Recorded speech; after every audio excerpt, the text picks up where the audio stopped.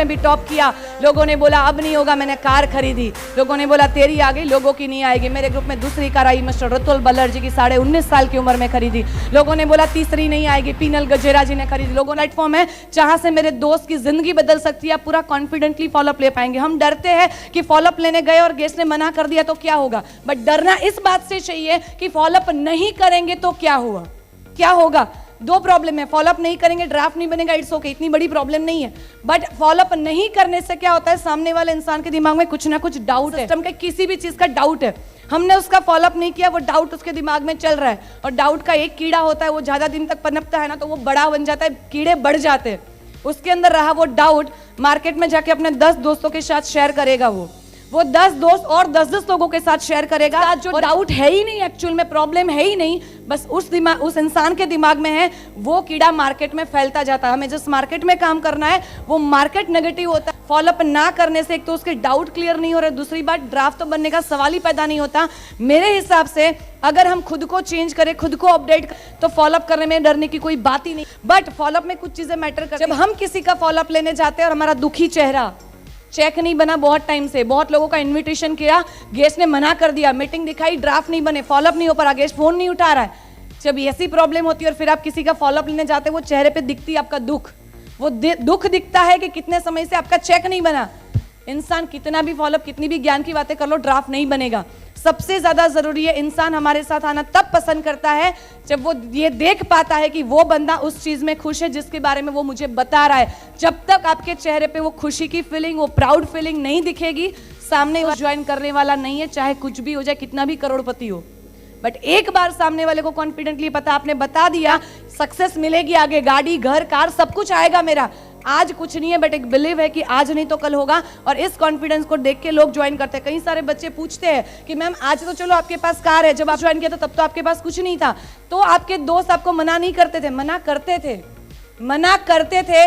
मेरी डायरी में आज भी लिस्ट बना पड़ा है, 50 दोस्तों ने जिसने मना किया था, नाम लिख के रखा है, जिन लोगों ने मुझे मना कर दिया था। बट जब जब इंसान ने मना किया कि विशाली तेरे पे ट्रस्ट है बट कंपनी पे ट्रस्ट नहीं कि ऐसा कुछ हो पाएगा, उतनी बार यहाँ दिल पे लगती थी कि मेरे दोस्त ने अगर बोल दिया ना कि विशाली नहीं करना, ये बात है कि मेरे पे डाउट कर लिया, वो कुछ भी बोले मुझसे, उसने डाउट मेरे पे किया है, तो वो डाउट दूर करना पड़ेगा। और आज 7 साल कर रही हूँ, लेकिन सबसे बड़ी बात, आज भी वो दोस्त जिन्होंने मैंने शुरू में मीटिंग दिखाई थी, ज्वाइन नहीं किया था, आज वो दोस्त कहीं घूम फिर के, इतिहास रिपीट होता है, हमेशा रिपीट होता है, समय का चक्र घूमता रहता है। आज घूम घूम के 7 साल के बाद भी मेरे दोस्त आते हैं, सेमिनार में ऑडियंस में बैठते हैं, मेरे को स्टेज पे देखते हैं, लास्ट में इतनी मस्त एंट्री देखते हैं, और फिर जिस दोस्त के साथ आए उसको बोलते हैं अरे ये तो विशाली है, ये तो मेरे बाजू में बैठती थी, ये तो मेरे क्लास में पढ़ाई करती थी। और मेरे बच्चे उनको बोलते हैं कि बेटा उस दिन कर लिया होता ना तो ऑडियंस में नहीं होता, स्टेज पे होता तू। मेरे को फर्क कभी नहीं पड़ा, मैंने कभी रिजेक्शन को देखा ही नहीं। जैसे जैसे लोग मना करते गए वैसे वैसे मेरे अंदर की आग बढ़ती गई कि भाई एक नाम और ऐड हो गया जिसको मुझे करके दिखाना है। एक और चीज, हम पेरेंट्स फॉलोअप नहीं करते। मैंने देखा है 80% केसेस में हमारे ग्रुप में पेरेंट्स फॉलोअप नहीं हो रहे। पेरेंट्स फॉलोअप होते हैं तो रिजल्ट के चांसेस भी बढ़ जाते हैं, और जब मीटिंग दिखाते हैं, इवन मैंने जितनी भी पेपर प्लान करती हूँ 90% केसेस में मैं पेरेंट्स को बुला के ही एसोसिएट को बोलती हूँ कि आप पेरेंट्स को लेके आइए फ्रेंड के, उन्हीं के सामने, क्योंकि जब हम पेरेंट्स के सामने दिखाते हैं मीटिंग तो पेरेंट्स को भी बात समझ में आती है कि बच्चा करना क्या चाहता है। पेरेंट्स फॉलोअप में जाओ, कॉन्फिडेंटली बात करो, ऐसे ऐसे पेरेंट्स फॉलोअप करे हैं। थोड़े दिन पहले की बात है, एक आंटी के घर पे हम पेरेंट्स फॉलोअप गए, पेरेंट्स फॉलोअप करने के लिए वो लड़की करना चाहती थी। हम उनके घर पे एंटर हुए, हम सीढ़ियाँ चढ़ रहे थे और वो लड़की बोली कि मम्मी उठ। उनकी मम्मी लेटी हुई थी, ऐसा बोली मम्मी उठ, मेरी फ्रेंड आई है, मैंने बताया था ना तेरे को मुझे करना है। हम सीढ़ियाँ चढ़ रहे थे, उस आंटी ने मेरा मुंह नहीं देखा था, और वो आंटी क्या बोलते हैं, अपनी बेटी को बोलते हैं मना किया ना तेरे को नहीं करना, क्यों बुलाया, ये वो कुछ भी बोलने लगी। क्या फर्क पड़ता है, समझ नहीं है, कम है थोड़ी तो बोलेंगे ऐसा, हम तो समझदार है थोड़े से। मैंने सीढ़ियाँ चढ़ी, आंटी के घर में एंटर हुई, आंटी ऐसा बोल रहे थे, एंटर हुई मैं। आपको लग रहा है उस आंटी के घर में जाने की जरूरत थी ऐसा बोलने के बाद?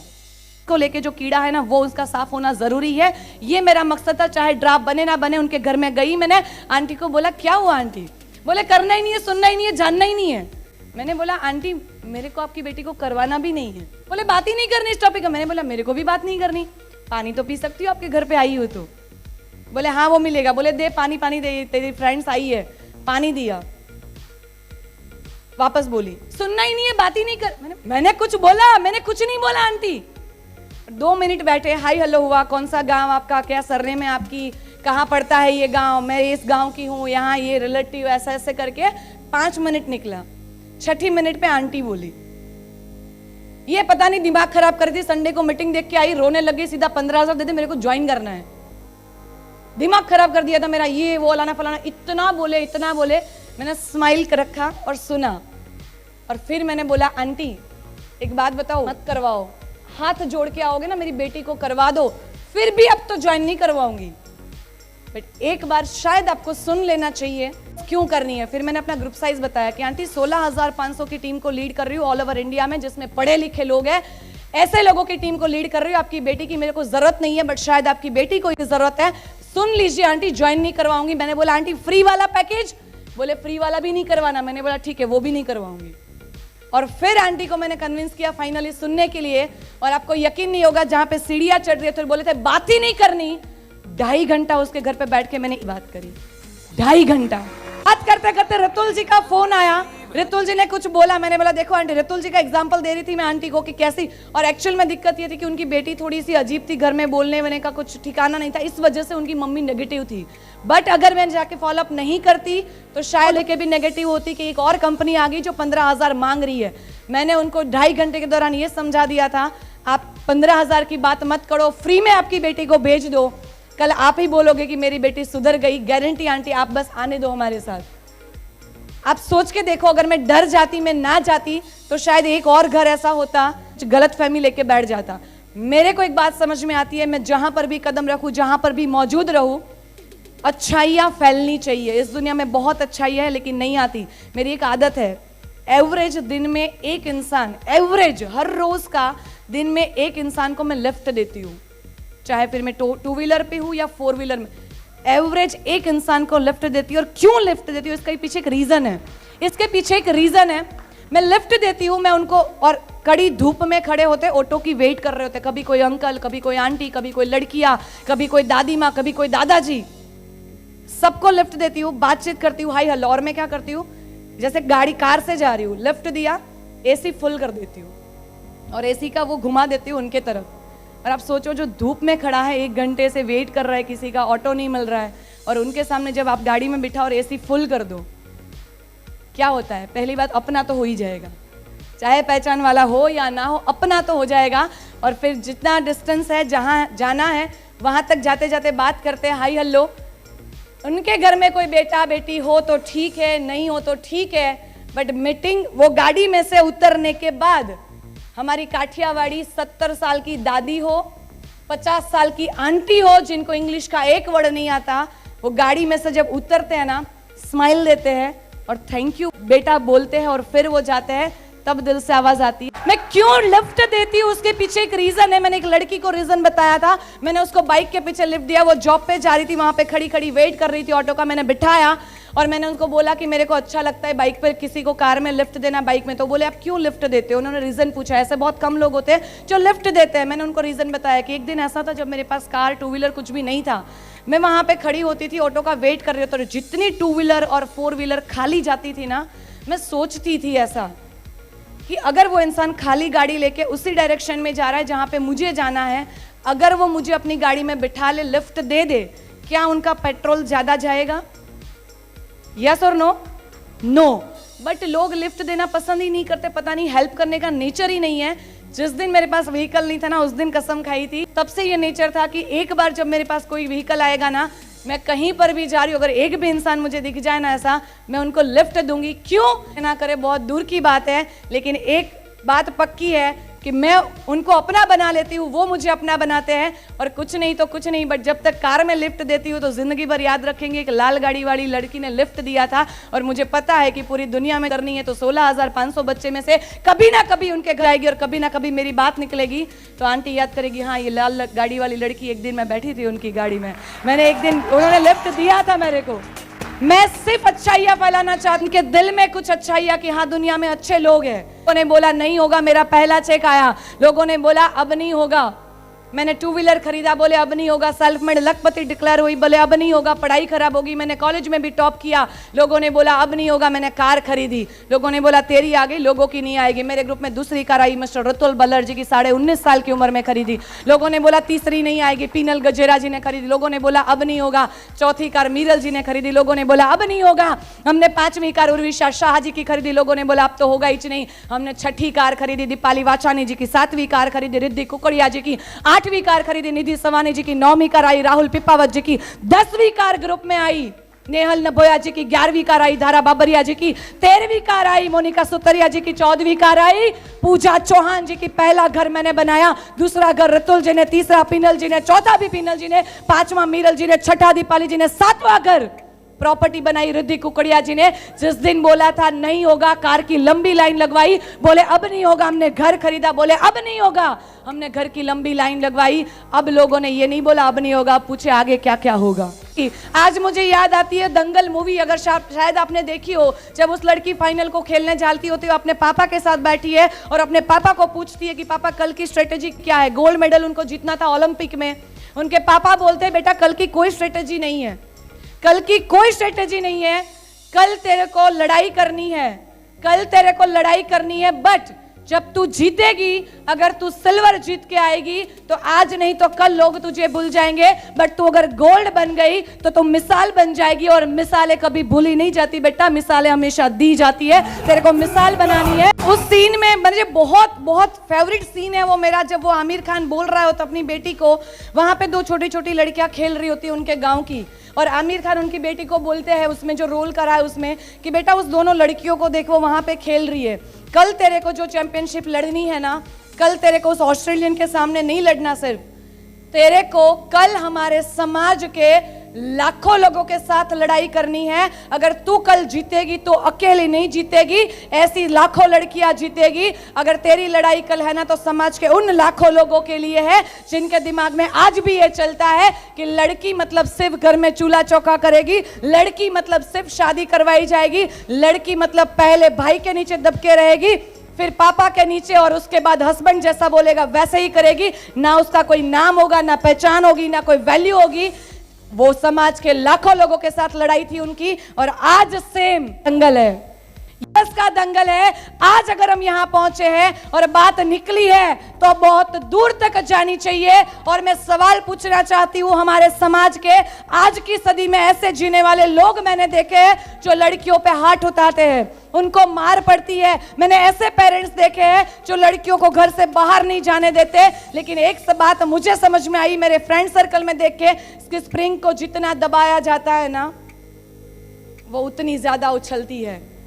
मेरे पापा ने मुझे, मम्मी ने मेरे को कभी नहीं दबाया, बोला बेटा कर तू, कि हमारी जो ये लड़ाई है ना वो समाज के उन लाखों लोगों से है जो आज भी लड़की को कमजोर समझते हैं। 14 गाड़ियां आई है ग्रुप में, 7 प्रॉपर्टी बनी है, 14 गाड़ियों में से 12 गाड़ियां लड़कियों ने खरीदी है, 7 प्रॉपर्टी में से 6 प्रॉपर्टी लड़कियों ने बनाई है। इतना करने के बाद भी अगर हमारा समाज ये बोलता है ना कि लड़कियां कुछ नहीं कर सकती, लड़कियों को चूल्हा चौका करना चाहिए, तो सवाल सुने कान खोल के हमारा ये समाज। मेरे को सिर्फ छोटा सा जवाब चाहिए, और मेरा सवाल है मेरी छोरियां छोरों से कम है क्या? लेकिन बात जब आती है लड़कियों पे, मैं रिक्वेस्ट करना चाहूंगी as a upline, as a friend समझो, कुछ भी, पेरेंट्स की जगह पे बहुत सारे बच्चे रखते हैं, मैं सिर्फ एक रिक्वेस्ट करती हूँ, कभी ऐसा कोई काम प्लीज मत करिएगा। एक लड़की गलत कर लेती है ना, लाखों लड़कियों को उसकी सजा भुगतनी पड़ती है। यहाँ इतनी लड़कियों ने अच्छा किया तो लाखों लड़कियों को परमिशन मिली है घर से बाहर जाने की, कुछ करके दिखाने की। एंड द लास्ट, मेरे अंदाज में बोले बिना मैं बिल्कुल नहीं जा सकती। कभी कभी मैं सोचती हूँ मैं बहुत देर से आई हूँ, कभी कभी मैं सोचती हूँ मैं बहुत देर से आई हूँ। मुझे राणा सांगा के युग में आना था, एक हाथ से लड़ा वो वीर, मुझे बिना हाथ के लड़ना था। कभी कभी मैं सोचती हूँ मैं बहुत देर से आई हूँ, मुझे अकबर के युग में आना था, बिरबल से बढ़कर अपनी बुद्धि को दर्शाना था। कभी कभी मैं सोचती हूँ मैं बहुत देर से आई हूँ, मुझे सन 1942 में आना था, भारत छोड़ो आंदोलन में गांधी का हाथ बटाना था। इतने प्यारे बच्चे और अपलाइन मिलने के बाद हमेशा ये सोची हूं बहुत सही टाइम पे आई हूं, क्योंकि बन गए वो लोग इतिहास, मैं एक नया इतिहास बनाने आई हूं। मेरा नाम वैशाली धनानी देसाई है, मैं सूरत से बिलोंग करती हूँ। मैंने सूरत से ही पढ़ाई कंप्लीट करी है। वैसे मेरी कहानी बहुत मजेदार है, लेकिन आज इतना वक्त नहीं है। अपने बारे में शॉर्ट एंड स्वीट बताना चाहूंगी। मेरे पेरेंट्स मुझे सपोर्ट नहीं कर पाए थे ज्वाइन करने के लिए, 2 रीजन की वजह से। एक तो उनको ट्रस्ट नहीं था कि ऐसा कुछ पॉसिबल हो सकता है, और दूसरा रीजन वो फाइनेंशियली इतने स्ट्रांग नहीं थे कि मुझे तुरंत से निकाल के पैसे दे पाए। बट मुझे पता था मुझे करना है, और एक चीज हमेशा से बचपन से एटीट्यूड कैरी करा है कि कुछ भी हो जाए, एक बार अगर कोई चीज ठान ली फिर दुनिया सीधी हो जाए उल्टी हो जाए फर्क नहीं पड़ता, करना है तो करना है। और वो कहता है ना कि जिनको कुछ करना होता है वो कैसे भी कर लेता है। मैंने खुद से अरेंज करके ज्वाइन कर लिया, पढ़ाई जॉब और साथ में मेरे गट्टे मैंने थोड़े ही समय के अंदर 2 व्हीलर खरीद लिया था कैश पेमेंट पे। उसके बाद मेरे पापा ने जो घर खरीदा उसमें 5 से 6 लाख रुपए कम पड़ रहे, तो मैंने पापा को हेल्प करी 5 से 6 लाख रुपए की। 31 मार्च 2013 की बात करूं तो सूरत की यूनिवर्सिटी का ऑडिटोरियम बुक करा के 1200 लोगों के सामने मैंने अपने पेरेंट्स को स्टेज पे बुला के गिफ्ट दिया था। और एक गुजरात की पहली ऐसी लड़की बनी थी जिसने इतनी छोटी सी उम्र में पढ़ाई करते करते व्हाइट इनकम से खुद के दम से कमाए पैसों से एक छोटा गिफ्ट दिया था। और वो गिफ्ट था 6.5 लाख रुपए की red colour Honda Brio 4 wheeler की चाबी थी वो जो मैंने गिफ्ट करी थी। मम्मी को 50,000 के सोने के कंगन मैंने गिफ्ट करे। उसके बाद बोला जाए, ऐसा कहते हैं लोग कि मतलब शुरू किया था तो लोग बोलते थे नहीं हो पाएगा, बट मुझे खुद पे भरोसा था, मुझे करना था। मुझे सिर्फ सपने दिखते थे, मुझे प्रॉब्लम्स नहीं दिखती थी। वो कहते हैं कि अगर हमें सपने बड़े लग रहे हैं तो प्रॉब्लम छोटी हो जाती है और अपने सपने हम पूरे कर लेते हैं, लेकिन अगर हमें प्रॉब्लम बड़ी दिखती है तो सपने कभी पूरे नहीं हो पाते। मैंने अपने सपनों को बताया था कि मुझे पूरे करने हैं, तुझे मैं हासिल करके रहूंगी। मैंने प्रॉब्लम को बोला मेरे सपने बहुत बड़े हैं, तू साइड में ही हो जाए। वो साइड में हो गई, मैंने सपने पूरे करती गई। एक सबसे बड़ी अचीवमेंट मेरी, इंडिया के किसी भी कोने का नाम बता दीजिए, छोटा सा छोटा शहर हो या बड़े से बड़ा शहर, मैं उस स्टेशन रेलवे स्टेशन जाके ट्रेन से उतरूं और 10 लोग मुझे कार लेकर रिसीव करने ना आए तो मैं अपना नाम बदलने को तैयार हुई। ये मेरी सबसे बड़ी अचीवमेंट है। मुझे लोगों ने बोला था वैशाली 2 लोग भी ज्वाइन नहीं करेंगे, तुझे लोगों ने सही बोला था, 2 के लिए ज्वाइन भी नहीं करा था। आज ज्यादा बड़ा नहीं, doctor, engineer, professor, lawyer, CA, housewife, teacher, businessman, बहुत सब सारे कैटेगरी के लोग, सारे प्रोफेशन के लोग, सारी उम्र के लोगों को अगर मिला दिया जाए तो पूरे इंडिया में ये काठियावाड़ी लड़की कहां तक पहुंची है। ज्यादा बड़ा नेटवर्क नहीं बना, 18,000 लोग हैं जो मुझे ज्वाइन कर चुके हैं।